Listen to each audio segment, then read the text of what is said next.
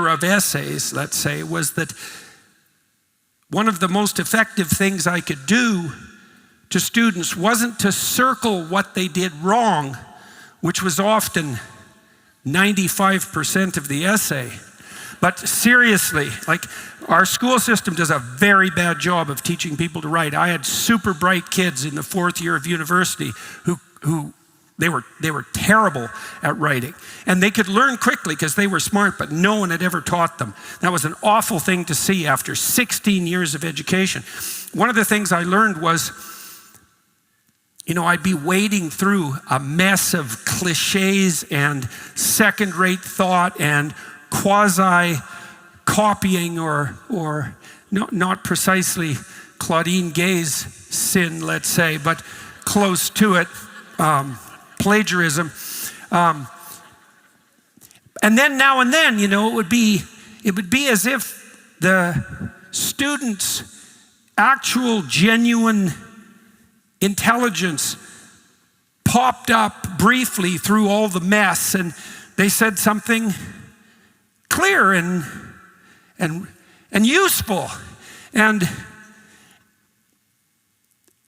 people do this in your relationships with them, all the time. Is they'll offer you a kind of mishmash of what they think you want, or maybe even what they think they want, or what they should offer. And if you really listen, then now and then you'll hear the person say something that they really mean and that's true. And if you reward that, because you can if you learn to listen, if you reward that, then more of that will happen. Now, that can be daunting because you got to ask yourself if you really want to know what your wife thinks of you, for example. But in the long run, it's probably a better idea than finding out in divorce court, 25 years later. So people will hide bits of wheat in the chaff, and what you do as a discriminating critic is dispense with the chaff but identify the wheat. This is a really important thing to know when you're mentoring people, when you're grading, but when you're communicating with people in general. What you're really looking for, if you're wise, are things to reward. Now, you dispense with everything that's second rate, not because you want to criticize and get rid of or rise above the person that you're criticizing morally, but because you want to get to the wheat. And it was frequently the case, for example, when my students were maybe writing the first essay of the semester, that literally 95% of what they wrote was just painful. Would have been easier just to rewrite the essay than to grade it, and so seriously. But, one of the things I noticed is that if I circled a couple of sentences that were genuine thought, the students were so thrilled that someone had noticed when they dared to put their head up above the parapet and say something they believed to be true and genuine, that the next time they wrote an essay, it would be more like 30 or 40% that. And then if they got further reward for that, assuming they had the talent and the diligence, then perhaps by the end of the semester, it would be like 90% genuine thought, genuine wheat. And then they were thrilled about that too, because people are thrilled to have the opportunity to offer their best, especially if it's received in the right manner. People will often obfuscate and produce what's second rate because they're terrified in their heart of hearts that if they did reveal themselves genuinely, that, which is also a way of making yourself vulnerable because it lets people see who you really are. If they did reveal themselves genuinely, that would be rejected. And so part of the reason that my students delivered such dross to begin with was because they had a history of having what they offered that was good ignored or condemned. And so often they'd hide under the cliches, they'd hide under giving the professor what he wanted to hear so they would get a good grade, because they had sickened of the risk of doing something genuine and having it be rejected. And that's something else to know in your relationships, man. You gotta be very careful not to punish the people around you that you love for doing something good, because you can eradicate what's good with punishment quite rapidly.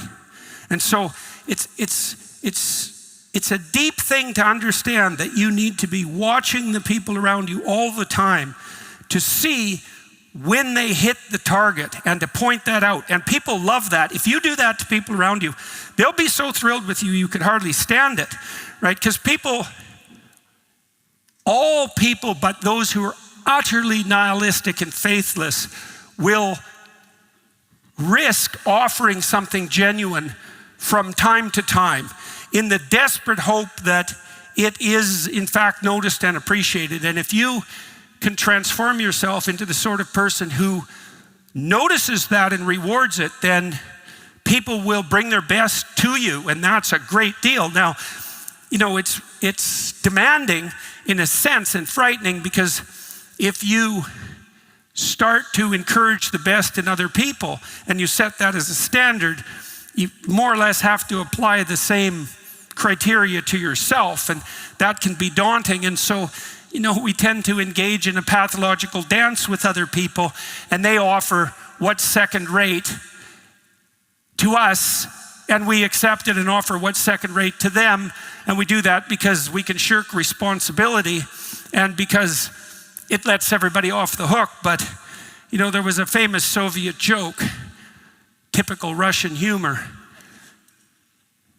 They pretend to pay us and we pretend to work. Right, that's a brutal joke. That's the sort of joke that destroys everything, right? And did, in fact, because the Soviets were well on the way to destroying everything when they finally destroyed enough so that they fell apart. And thank God that happened without the Third World War, which we seem to be striving mightily to bring back right at the moment, by the way. Okay, so what are you doing? When I was thinking through what I was doing when I was grading an essay, I asked myself, what are you doing when you're writing? What is a student doing when he or she is writing? What are you doing when you're thinking? And it's so interesting, because if you think that through deeply, there's never anything that you do, even at the micro level. There's never any word that you utter. There's never any letter that you write, and I mean a single letter, that isn't infused with the spirit of your entire identity. And what that means, for example, if you're going to write an essay for a university course and you're going to do it right, it means that you have to write down the closest approximation to the truth that you can manage. And that's a very tricky business, because to speak or to write the truth means you have to be oriented toward the truth, and that you have to have made a practice of that. And there isn't anything about that that's temporary or fragmentary. It has to be part of your identity, or maybe it has to be your identity. And maybe what you're doing when you encourage people to bring their best to the table and you reward them for those offerings that are genuine is that you're encouraging their identity as upward aiming truth tellers. And there's no difference between that and encouraging the manifestation of the Logos, right? That's the same thing. The Logos being the Spirit of the Word, or the Spirit of Christ, the Spirit of God that broods on the water, the deep at the beginning of time, and that brings the created order into being. That's all the same thing. When we think about wildly successful businesses, we often focus on their great products, cool branding, and brilliant marketing. But there's an unsung hero in their success stories, the business behind the business that makes selling simple. For millions of entrepreneurs, that business is Shopify. Shopify is home to the #1 checkout on the planet. And here's the not-so-secret secret. With Shop Pay, they boost conversions up to 50%. That means fewer abandoned carts and more completed sales. Our marketing team uses Shopify every day to sell our merchandise, and we love how easy it is to add more items, ship products, and track conversions. In today's market, growth-minded businesses need a commerce solution that's just as flexible and dynamic as they are. Whether your customers are browsing your website, scrolling through social media, or wandering into your store, Shopify ensures you're ready to sell. Ready to elevate your business? Upgrade your business today and get the same checkout Daily Wire uses. Sign up for your $1 per month trial period at shopify.com/JBP, all lowercase. Go to shopify.com/JBP today to upgrade your selling. That's shopify.com/JBP. And identity is a very deep phenomenon, and questions about identity are very deep problems. They go all the way to the bottom or all the way to the top or both. And this is the case with every word that you write when you're writing. And this is a good thing to know when you're writing. You might think that it's okay to be casual with your words. It's never okay to be casual with your words. It's part of the Judeo-Christian tradition that it is the word that brings reality itself into being out of potential, right? And that's the truth. And what that means is you bloody well better be careful with your words, because every word you speak is either a manifestation of the fact that you're made in the image of God, or it's a rebellion against that. And there's no such thing as trivial communication. If you're communicating trivially or you're communicating about something trivial, that just means that you've wandered off the path. That's all it means. It's an analog of this. If you find people boring, that's you, right? Because if you listen to people, they are not boring. They are so interesting that you want to get away from them, right? Right. So there's no trivial use of words. Okay, so now let's take that apart a bit as we investigate identity. We could do that. We could start the investigation with anything you do, but I'm going to use the domain of words, because we all talk, we all communicate, we think in words. It's as good a place as any to start, or perhaps better than most. What are you doing when you're writing? Well, let's say you're using a pen. Well, you're drawing letters, you're moving the muscles of your hand, like at the kind of the highest level of resolution, at the most precise formulation is the act of writing. It's a motor act, it's actually an action, right? And you have voluntary control over that. But interestingly enough, what you're doing at that high resolution level, the mechanics of writing as an act, that shades into mystery, right? Because you can control your hand, but you don't know how, right? Like I can move my fingers, but I have no idea which individual muscles I'm moving. So that's unconscious. It's unknown and unconscious. And then, well, the muscles are made out of cells, and they work, but I have no idea how they work. And if I was in charge of them, they wouldn't work. And so that's just out of my purview, right? My consciousness doesn't enable me to either apprehend or to control my physiology at that level of detail. And that's only the beginning of the level of detail that I don't understand. I don't understand how the cells work. I certainly don't understand how the proteins and other molecules and suborgans within the cells work. I don't even know what they are, and much less perceive them or control them. And then those cells and the molecules they're made out of are made out of atoms, and they're a mystery. And then atoms are made out of subatomic particles, and no one knows what in the world those things are. And so the reason I'm telling you this, there's a very specific reason, is that even if you're a reductive materialist, what you can see is that there are elements of what you do. Let's say what you do is part of your identity. There are elements of your identity that shade into mystery, right? At the material level, you can move your hands, but that's about as far down into the physiology as you get. There's all these other layers underneath that who knows how they function. It's taken the world a very long time to create something like you that can operate with that degree of unbelievable complexity that can have some conscious control over that. There's all that mystery underneath what we're capable of consciously apprehending. So our identities shade into the mysterious as we move down into the material realm. Okay, so that's a good way of thinking about it. We have a conscious domain that we can apprehend. There's a mystery on the material side. Okay, then you're writing down letters one by one. You're doing that to craft words, right? And so you choose the words carefully if you're wise. What do the words mean, and why do you choose those words? Well, that's complicated because each word, no letter has a meaning, right? A letter needs to be combined with other letters before you get any meaning. Words have meaning, but the meaning is partial and context dependent.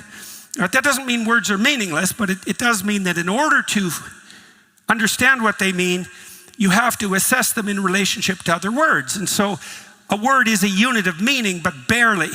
A phrase starts to be a little more meaningful, and a sentence is even more meaningful than a phrase. And then you understand the meaning of a sentence in the context of something like a paragraph, like what a paragraph should be as a collection of sentences that address an idea coherently. And if you're listening to someone who's sophisticated speaking, they'll speak in paragraphs, and the sentences within the paragraphs will have some relation of meaning to one another.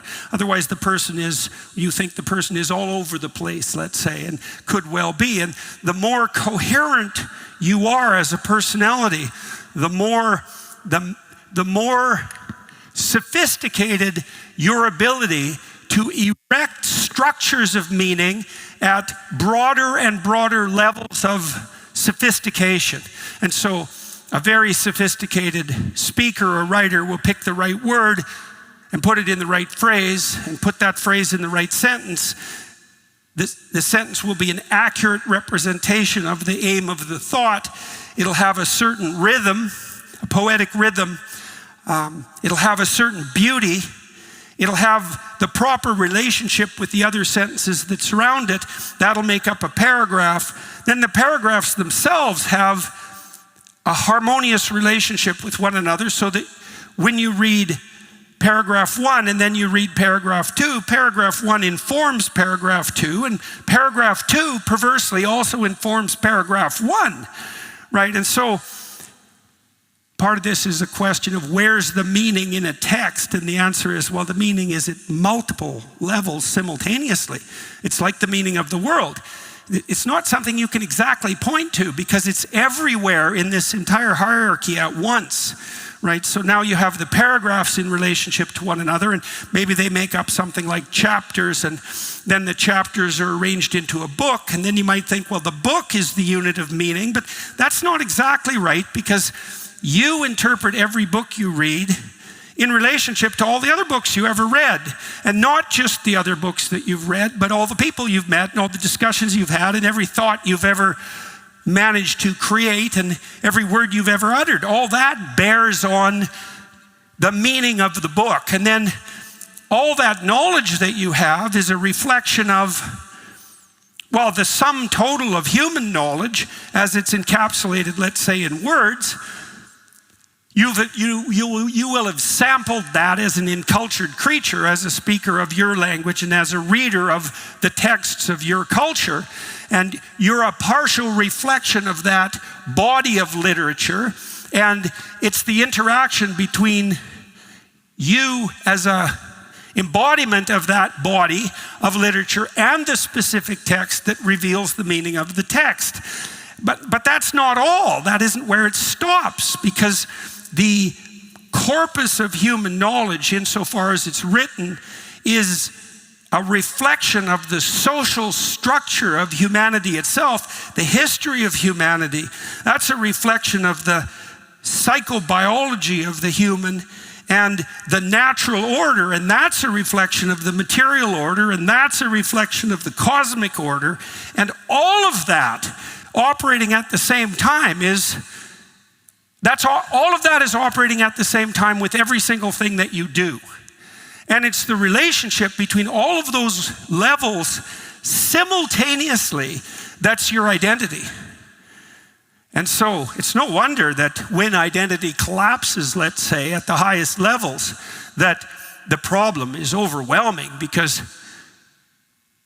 in some way, in some mysterious way, everything that you do, every micro behavior that you make manifest is a reflection of the entire order of things, all the way from the microcosmic to the macrocosmic, and possibly beyond, because it's the religious presumption that even if you stretched your identity to the further reaches of the cosmic order, that's not far enough, because the creator of the cosmic order is held to be outside of time and space itself, outside of the realm of the conceptual. And so your relationship to that ultimate transcendent element also plays a role in determining everything you do.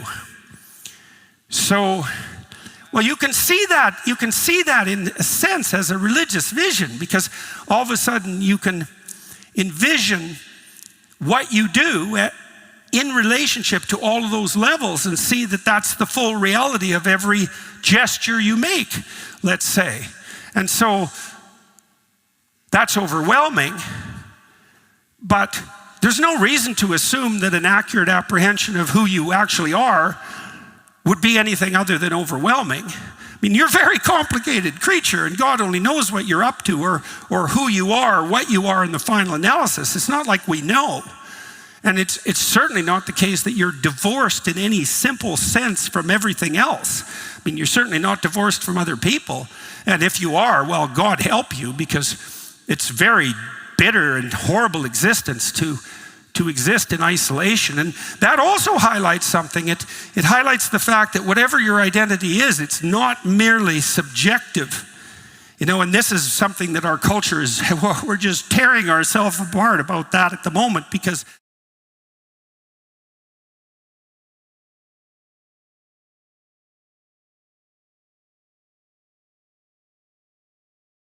I mean that, because what you want from other people is you want their desires to take you and the world into account, right? There's no possible way that things can work if it's not only all about you, let's say, but worse than that, it's all about whatever fragment of you, say biological, instinctual fragment that happens to have the upper hand subjectively within you at the moment. There's no community in that, right? There's no consideration for other people. There's no future in that. There's only the immediate now, right? And so that proclamation of radical subjective identity based on desire is the reduction of that whole cosmic tree, because that's what that is, to a fragment of you now, and to hell with everything else. And I use that language very carefully, because the pursuit of that subjective identity is the worship of that subjective identity. That is a pathway to hell. And the reason it's a pathway to hell is because it doesn't give a damn for the future or other people. And so if we all generate identities that have no consideration for other people, or even for your future self for that matter, because you know perfectly well that if you're only ruled by your immediate subjective whim now, all you're going to do is something stupid that's going to get you in terrible trouble in a week or a month, or in a year or 5 years down the road. If you have an iota of wisdom, everything that you do in the present is bounded by your understanding of the repercussions of that action as they cascade into the future. And there's not much difference between that, say, taking your future self into account carefully. There's not a lot of difference between that and taking other people into account. In a harmonious marriage, for example, presuming such a thing exists, it's something to aim for. At least in a harmonious marriage, there isn't a lot of difference between taking care of your wife, say, or a wife taking care of her husband, and the husband taking care of himself, all things considered, or vice versa, because Well, the thing about being married to someone is, well, they're there right now, but they're also there tomorrow, and they're there next week, and they're there next month and next year. And so everything you do with them or to them, it sticks around. And so conducting yourself so that their welfare is, let's say, your highest consideration, their genuine welfare. That's not what they want or even exactly what they need, but their highest welfare. There's not much difference between making that highest welfare your aim and treating your future self optimally. Because you know this perfectly well, because there's almost no hell that's more miserable than a really bad marriage, because it's so immediate and it's right there and it's there all the time. And so, if you conduct yourself in your own life so that it's all about you, and you're married and so your wife takes second place, the probability that your relationship is going to transform itself into something that makes all about you hell is like, it's 100%. This is also why it's so useless to be selfish. It's like, well, what do you mean selfish exactly? This Christmas, as we celebrate the gift of life, you have an opportunity to share the same gift with a mother and her baby. Imagine a young woman facing an unplanned pregnancy, feeling alone and unsure of what to do. She's searching for hope, and that's where Preborn Ministries comes in. Deanna already had 8 children and was in a tumultuous marriage. The thought of another child was more than she could bear. She tried to order the abortion pill, but by God's design, it never came. At 18 weeks along, Deanna visited a preborn network clinic. While getting her sonogram, her baby waved at her. Then she remembered that this was the baby that she had asked God for. God saved her baby that day, and he also saved her. This Christmas, for just $28, you can help save life. And thanks to a special matching grant, your gift is doubled. Just $28 provides 1 ultrasound, $140 sponsors 5. That means your $140 gift becomes $280, potentially helping 10 mothers and their unborn children. To support this vital work, dial pound 250 and say the keyword baby. That's pound 250 keyword baby. Or visit preborn.com/Jordan. Preborn maintains a 4-star charity rating, and all gifts are tax deductible. Join us in supporting this crucial work. Visit preborn.com/Jordan today. What self are you talking about when you're selfish? Right? We think, well, selfish means that it's about me. It's like, no, it's way worse than that.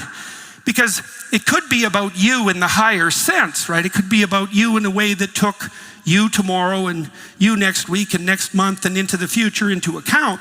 That's kind of maturity, right? If you're mature, you're not bound to the present. And so you could be selfish in a way that was sophisticated so that you didn't do stupid things right now because they're entertaining or because they rectify a desire that would get you in trouble in the future. So when you say someone's selfish, that isn't exactly what you mean.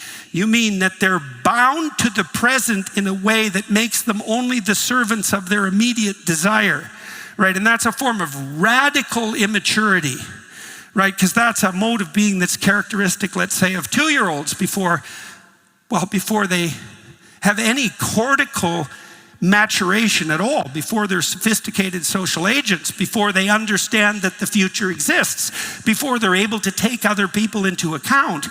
And so the notion that your identity is subjective in that narrow sense, so that only you can define it, for example, or that you should be the servant of your own desires, you're not the servant of your own desires. You're the slave of your own desires. If they're local and immediate and you don't have the discipline or the wherewithal to control that, you're not the master of your own fate. You're not acting out your subjective self. You're just the prisoner of the instincts of a 2-year-old. But the instincts of a warped 2-year-old who should have been 2 when they were 2 and not when they're 40, right? So this identity. So why did we get obsessed with the idea of subjective identity? Well, I think this is where, I thought for a long time, if I had to classify myself politically, I thought for a long time that I was a classic liberal. And to some degree, and I mean really in the classic sense, I don't mean in the progressive sense, whatever that is, that the liberal philosophy is essentially the presumption that the cardinal level of identity in a political system should be the individual, right? And there's some things to be said about that. I think that a political system that shifts to the group as the locus of identity is very dangerous and unstable. So if it starts to become about race, for example, or ethnicity or gender, sex, let's say, like we should say, sex, and if the emphasis is on the group, then you get the war of groups against groups, and that's not good. And the individual who's capable of suffering gets subjugated to the group, and groups get elevated above one another. That's a very bad solution. But the atomistic individual solution is also not good. The thing about classic liberalism, right, that insistence on the primacy of the subjective is, and the classic liberals knew this, that only works in a society, well, that's the question. When does that work? And the classic liberals, they kind of knew this. They knew that the presumption that the individual was sovereign could be treated as sovereign and could be treated as the cardinal unit of analysis and could be treated as the locale, let's say, of divine right, natural rights. That was only sustainable in a culture that was intrinsically moral, right? So let's say, that's why, for example, your nation is established as one nation under God. You can pursue your individual happiness, but that only works if collectively and individually you're doing something like aiming up. And what that would mean is that surround I described as characteristic of identity, right, sort of stretching up into the cosmic order, that's intact and functioning. Now, I would say a society that's integrated in relationship to its religious story has that surround, and people who are acting out the ethic that might be associated with that religious surround can treat themselves as individuals. But if the surround disappears, then every individual wars against every other individual, right? Things devolve into chaos. You need a unity of belief in the transcendent in order for the individual to be the proper unit of analysis. And then, of course, that begs the question, and that's certainly the question of our time. Well, what is that transcendent surround? How do you conceptualize that? That's another question about what constitutes identity. So let's dig into that a little bit. What beliefs, presumptions, elements of identity are necessary so that the individual can be free and sovereign? All right. I used to ask my students, for example, why they were writing an essay. Why are you bothering with this, right? What's your motivation? Well, the thoroughly indoctrinated and thoughtless students would say, well, to get a grade. And I had students who literally could not think beyond that. They had no idea that there might be some utility in either thinking or writing outside of the practical consequences of getting the grade. And I'm not saying that to denigrate the students. I'm saying that to indict the education system, because these were students, this was mostly at the University of Toronto where this happened. These were very high caliber students. So they were the beneficiaries, let's say, of 15 years of education. And many of them had no idea that thinking was useful, right? Well, and it is a bit of a mystery. It's like, why think? Well, if you think before you act, you decrease the probability that you'll do something cataclysmically stupid. So that's the issue. That's why you want your thought criticized, because if you have a stupid idea and you act it out, then terrible things will happen to you. And maybe if you discuss your stupid idea with someone who loves you, they'll point out critically why it's stupid, which will hurt your feelings, but you won't die. Right, and so parents do that for teenagers all the time, right? And mostly they don't die as a consequence. So what are you doing when you're writing? Well, you're writing. Why are you writing the essay? Well, let's say on the philosophical side, to improve your thinking. Okay, I'm going to leave that aside for a moment. We'll return to that idea. I'll just walk through this a little more practically. Well, I have to complete the essay to get marked, and then I have to. Why do you care if you get a mark? Well, I can't pass the course unless I get a mark. Why do you care if you pass the course? Well, if I don't pass the course, I can't finish my year. Well, why do you care about that? Well, if I don't finish the year, then I can't get my degree. And so, well, why do you care about your degree? But there's an infinite regress in questioning here. Why do you care about your degree? Students start to get uncomfortable if you push them to that point, because they often have been on a kind of automatic track, right? It's that, especially if they're conscientious students, they went to university because, well, that's the thing you do if you're smart once you graduate from high school, or it used to be the thing you do if you're smart. Now, I don't know what you do if you're smart. Maybe you go to Peterson Academy. So, well, $300,000 to become an idiot nihilistic Marxist seems like a very bad deal to me. So,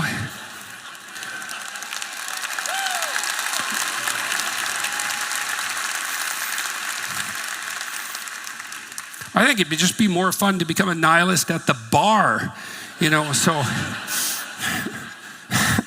be cheaper too. Probably better for you neurologically in the final analysis. Anyways, so you want to get your degree. Okay, well, why? Why bother?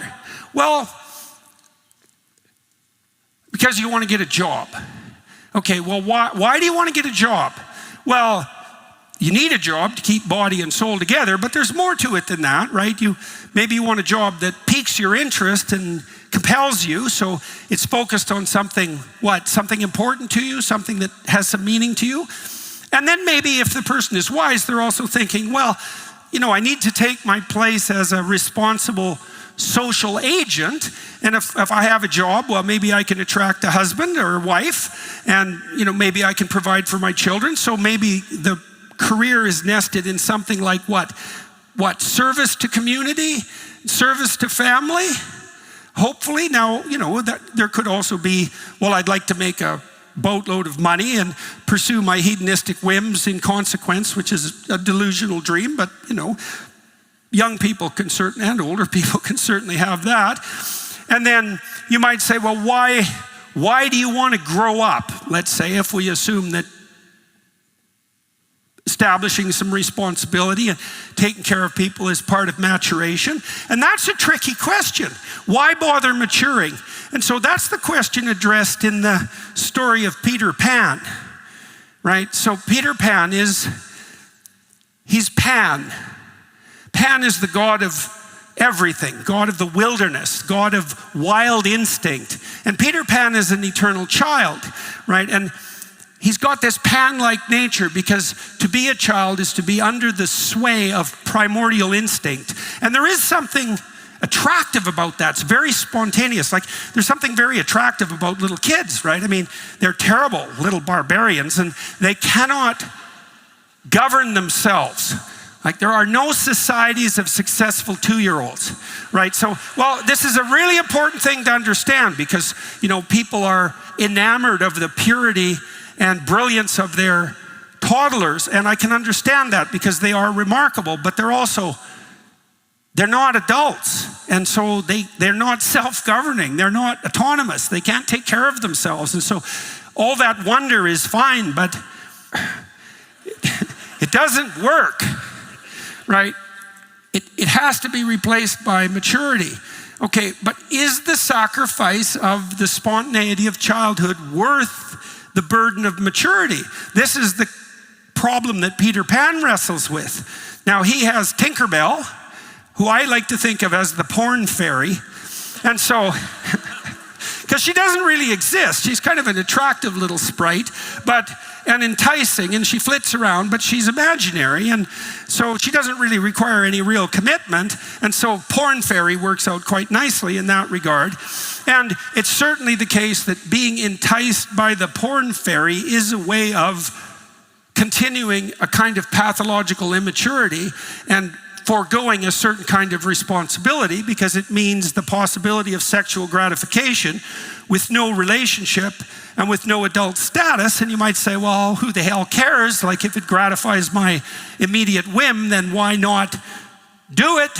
And you'd especially believe that if your identity was that you were nothing but your immediate desire. And pornography is like 30% of internet traffic. This is not some trivial little social detail. This is a major problem. And we're so, what would you say? We're so accustomed to the pathology of pornography that we don't even notice what a cataclysmic problem it actually represents. We've just given up even being concerned about it, except, on the periphery. So that's not good, because it's an immense enticement to this sort of hedonistic immaturity that is one of the consequences of the collapse of our identity. And so, but that isn't the only issue that Peter Pan wrestles with. Now, you may remember in the story that he makes friends with this girl, Wendy, and Wendy's an actual girl, and Wendy decides she's going to grow up and age, right? And she gets married and she has children, and Peter Pan remains in Neverland, which is where everyone immature lives, in a land that doesn't exist, and he's king of the lost boys, which is a kind of king, but if all your subjects are lost boys and you're the king, that kind of means you're the most hopeless of the worst of the lost boys, it's like being the tyrant of a totalitarian state. It's like, well, are you the most successful or the least successful? And I would say, if you rule over hell, you're the least successful devil in hell, not the most successful devil. And so that's a good thing to know about tyrants. And so Peter Pan maintains childhood. He refuses to move to maturity.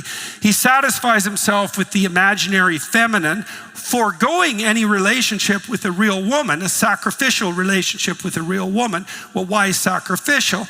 Death of childhood, death of immaturity, the necessity to forego all other sexual opportunities, all that's sacrificial.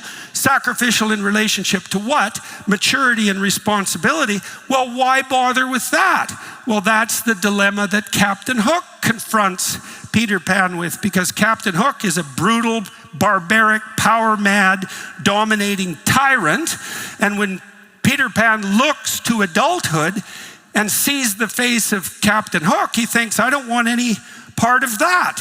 And Captain Hook is worse than a mere tyrant, because he's a coward as well. And what's he afraid of? Well, he's afraid of death and time.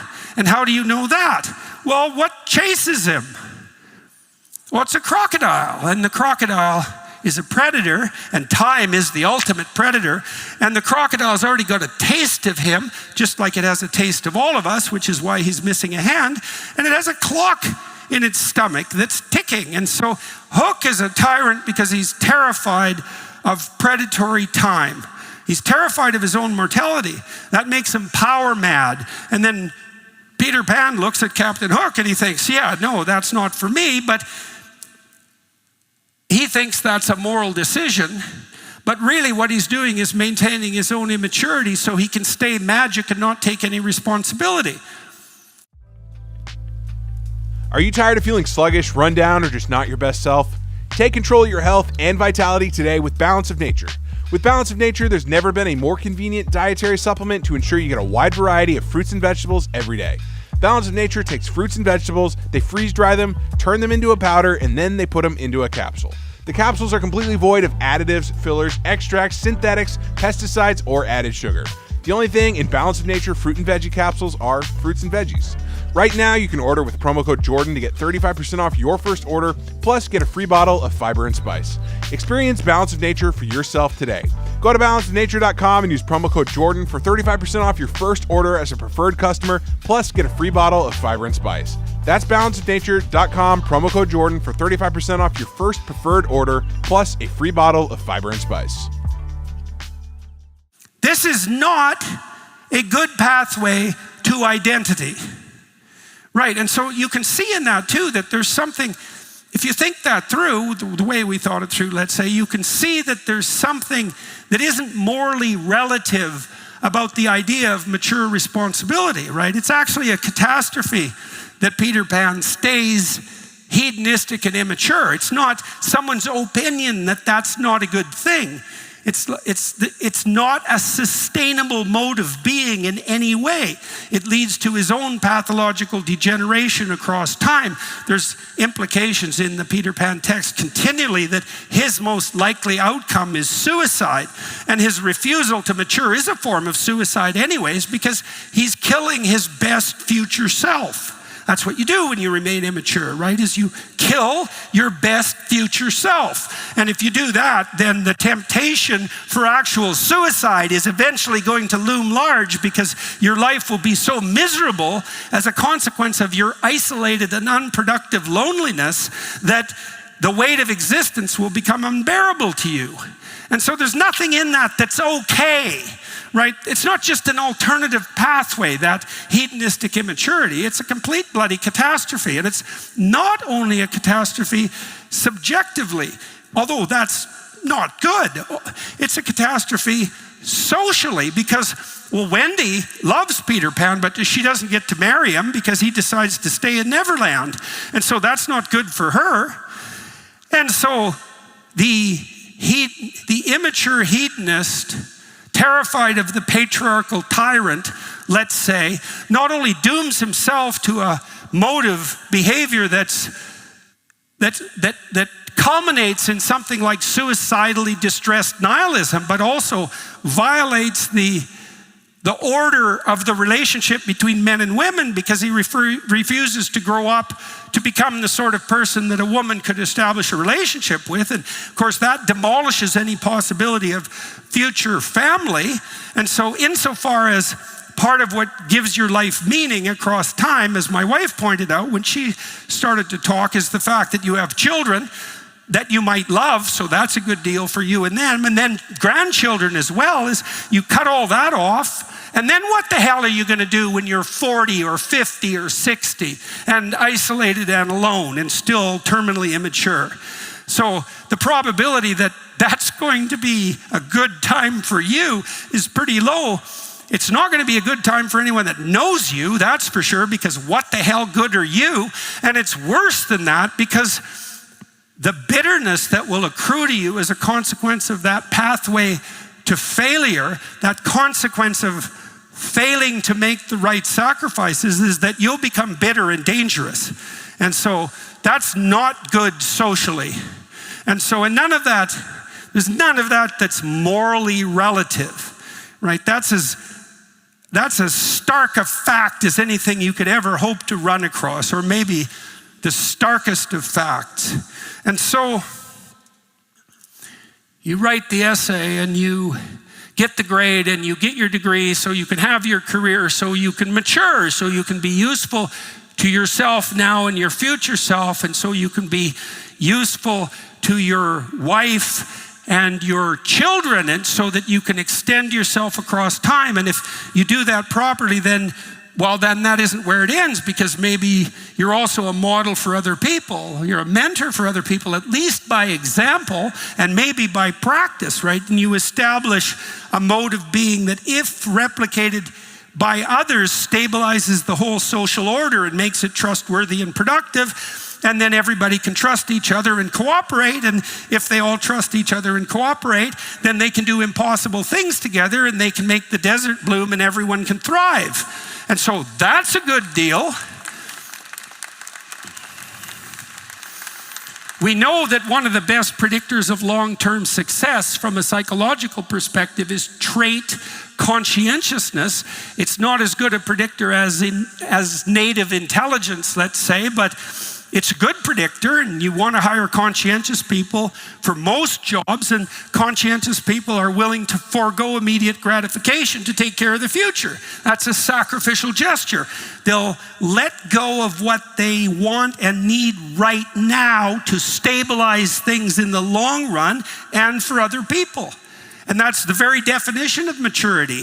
In fact, it's likely that the reason we have a cortex, let's say the top part of our brain that makes us specifically human, is so that we can replace the immediate demands for gratification of our base instincts with a long, what would you say, a mode of vision and action that takes not only ourselves, our narrow selves into account, but the iterating future and other people, right? So that's what you're trying to encourage in your children when they mature, so they can take turns and share and play with other children and be good sports, the sort of good sports that help their teammates develop and not just them, and that can share the glory in victory and can tolerate defeat with some degree of nobility. And all of that's, well, what's the alternative? That bitter,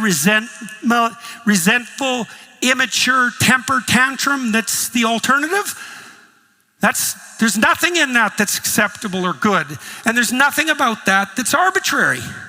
Again, those are stark facts of life. Okay, so what that implies is that at the higher levels of your identity, let's say, out in the realm of maturity, the things you're doing locally, like right now, the words you're saying, the gestures you make, they're associated with this hierarchy of value that extends out into the future in the community. And as you near the uppermost reaches, it's associated with something like mature responsibility. But that's not yet why be mature and responsible, because you can ask the same question again. Well, we laid out the alternative. Immature and irresponsible, that's not going to be very good for you. It's going to cause a lot of pain and misery. It's going to culminate in hopelessness, and it's going to be pretty bad for everyone else. Well, what would be the alternative to that? Let's say, well, what are you pursuing when you're pursuing mature responsibility? Well, you could think about it in terms of duty, right? Duty to the future, duty to other people. That's a kind of a conservative approach to the idea of maturation, right? Is that it stops being about you, it starts being about your family, your town, your state, your nation. Patriotism comes out of that, right? You're serving some higher order traditional structure, and it's the traditional structure that binds everyone together if it's functioning properly. But there's more to maturity than that. There's more to it than that, because being able to bear your duty, to bear up under your duty, and to be responsible doesn't exhaust the realm of the possibility of your identity. And so once we step beyond mere maturity, we start to step into the transcendent realm that touches on the religious. So think about the story of the Hobbit. Think about an adventure story, right? So we're attracted to adventure stories that portray a hero. Now, a hero can be a king who is the embodiment of the stable and just state, but that's typically not a hero in a hero story. A hero in a hero story is usually an adventurer, right? So you see that, for example, in The Hobbit. You see that in The Lion King, because the hero of The Lion King isn't Mustafa, the father. The hero of The Lion King is Simba, who's the son. The son is the hero. That's a good way of thinking about it. That's very typical in literary representations. The father is necessary, but the son is the hero. You see that echoed in the Christian story, because Christ is the hero of the biblical corpus, at least from the Christian perspective. And that's an element of the divine, the sun, and it's the element of the divine that's associated with adventure. Okay, so let's walk through that. Let's take a more prosaic adventure story. That would be The Hobbit is a good example. Everybody knows that story. So The Hobbit is this sort of nondescript, everyman. There's nothing remarkable about him in any obvious sense. He's certainly not a wizard. He's not an elf. He's not magic. He's a good, decent beginner. That's a good way of conceptualizing him. He lives in this circumscribed area, right? So in both The Lord of the Rings and in The Hobbit, the Shire it's sort of like your neighborhood if it was only full of naive people. And all those naive people know that the Eye of Sauron is gathering in the distance constantly. That's China, far as I can tell. That all-seeing eye of the tyrannical state, right? That's over the horizon. The terrible dragon that has the capability of destroying everything, that's lurking out beyond what's really apprehensible. And all the ordinary people in the Shire want nothing to do with that. They want to have their circumscribed lives, and you can understand that. And one of the things that makes the Hobbit himself, let's say, attractive as a character is because he does have that pull towards tranquil domesticity. And that's not a vice. It's only a vice when you insist upon that, when the times don't allow for that, right? And it's questionable at the moment, for example, whether the times allow for that.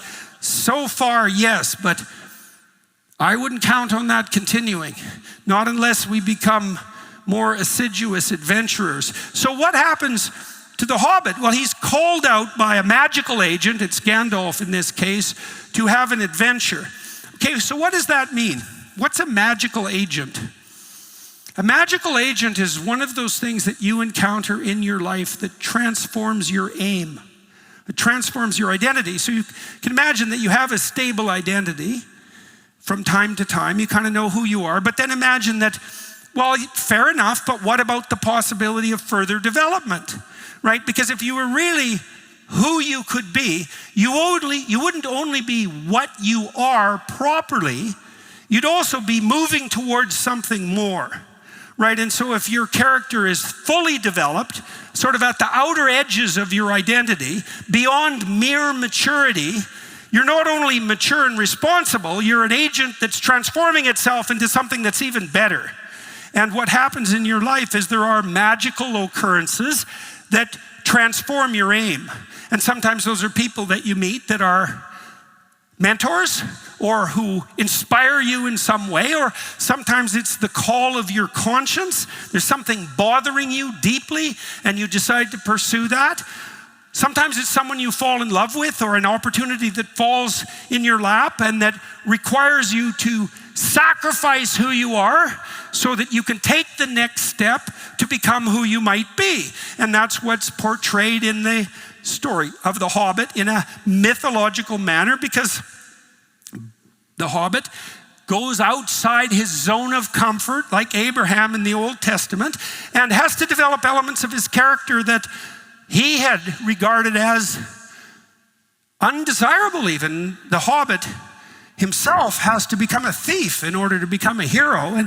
And what does that mean? It means that you never know when you might need the darker sides of your character integrated within you in a manner that doesn't terrify you in order to take the next step forward. You know, if you're not a bit of a monster and you encounter a monster, you're going to lose. So you need to have some of the monster within you. That's what happens to Harry Potter, right? That's why he is able to attain ascendance over Voldemort. He has a piece of Voldemort's soul hidden inside him, right? You can call on the part of you that has the capacity for mayhem to protect you and those you love when mayhem comes threatening. But that has to be developed, and that's a terrifying thing morally, because it's easy to be dutiful and narrow and not allow that capacity to reveal itself, but you never know when you're going to need it, and you're definitely going to need it when the dragons come flying in. And so, well, why the dragon? Because that's what the Hobbit eventually has to confront, and that's the oldest story of mankind, the confrontation with the dragon. Literally, the oldest story we have is the Enuma Elish from Mesopotamia, and it's the story of the combat with the dragon. The hero of the Enuma Elish confronts the cosmic dragon and makes the world out of its pieces. Right? Something echoed in the Old Testament stories in the representation of Jehovah as the force that triumphs over the Leviathan. What does the future hold for business? Ask 9 experts and you'll get 10 answers. Bull market, bear market, rates will rise, rates will fall. Can somebody please invent a crystal ball?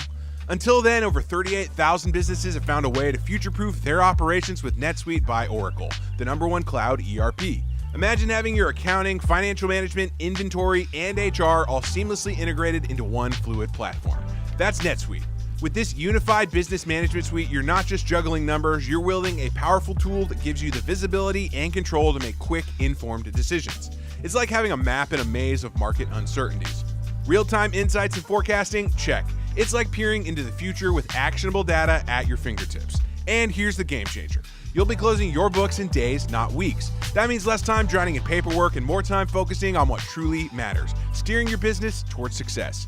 Here at the Daily Wire, we are proud to partner with NetSuite because they are leading the way in future-proofing operations for businesses around the world. Whether your company's earning millions or even hundreds of millions, NetSuite adapts to your needs, helping you respond to immediate challenges and seize your biggest opportunities. Speaking of opportunity, download the CFO's Guide to AI and Machine Learning at netsuite.com/JBP. The guide is free to you at netsuite.com/JBP. That's netsuite.com/JBP. Right, so there's this idea of combat with, well, what's a dragon? A dragon's a predator. Predator as such, right? A dragon is a predatory cat, and it's a predatory bird, and it's a predatory reptile, and it's fire, which is its own form of predator, because fire is a primordial threat.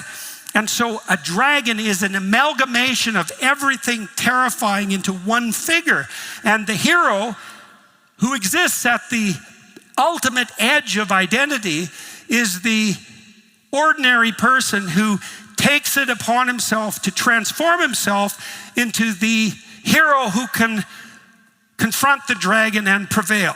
And what does prevail mean? Well, it means to gain the treasure that the dragon eternally guards. And that's the next level of identity, that hero story on the outer edges of, what would you say, the cosmic reaches of human identity. But that's not the outermost limit. And you see, as you move farther out, or farther down, or farther up, pick your metaphor, you wander into territory that's increasingly religious in nature. And so let me lay out a level of identity that's even beyond the mythological hero. And the easiest way to do that is to use the Christian passion as the example. What's the ultimate predator? Death and evil.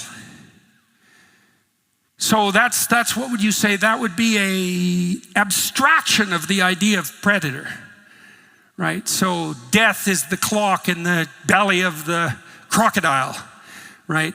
And malevolence, well, the worst predator is the predator who isn't merely an animal that has its next meal in mind, but someone who, or something that wants to take you out in the manner that makes you suffer most pointlessly, let's say. So there's the combination of death and malevolence is something like the ultimate challenge or the ultimate predator.